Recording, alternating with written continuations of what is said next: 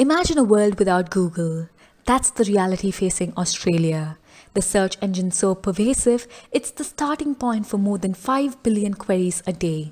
But the tech giant is threatening to unplug its homepage in a standoff with the Australian government. Google opposes a planned law that would force the company and Facebook Inc. to pay Australian publishers for news content. Google runs 95% of internet searches in Australia. Potential fallout from the spat goes far beyond Australia for Alphabet Inc. owned Google.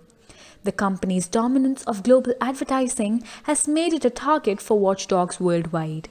If the company backs down in Australia, the pay for news law risks becoming a template, especially for jurisdictions including Canada and the European Union that are following the quarrel and keen to shorten Google's lead.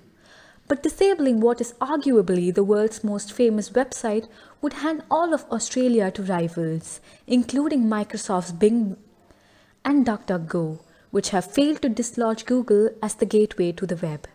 These search engine competitors would suddenly have a playground for development and a foothold to advance on the global stage. Non-profit alternatives have also been suggested. The Australian Greens Party this month asked the government to consider setting up a publicly owned search engine rather than let Microsoft muscle in. The world-first legislation is still being debated in Australia's parliament, and a report on the law from a key Senate committee is due on Friday. The government says the local media industry has been bled of advertising revenue by the tech giants and should be paid fairly for content. Google argues it drives traffic to their websites, and being forced to pay to display snippets of news breaks the principle of an open internet. It also opposes the law's final offer arbitration model that determines how much it should pay publishers. Facebook has said it may stop Australians from sharing news on its platform if the law is enacted. Australia's entire economic output is less than Alphabet's $1.4 trillion market value.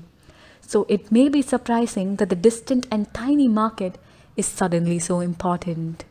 To read the complete story, click the link in the description box below.